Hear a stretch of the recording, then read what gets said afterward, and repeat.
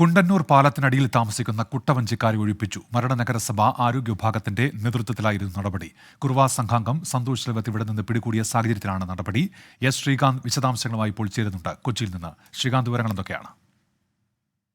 വൈകിട്ട് 4 മണിയോടെയാണ് ഈ ഒഴിപ്പിക്കൽ നടപടിക്കായി അവിടെ എത്തുകയുണ്ടായത്. ഇതിനോടകം തന്നെ അവിടുത്തെ അവർ താമസിച്ചിരുന്ന ഷെൽട്ടറുകളുണ്ട്, അത് പൊളിച്ചു മാറ്റിയിട്ടുണ്ട്.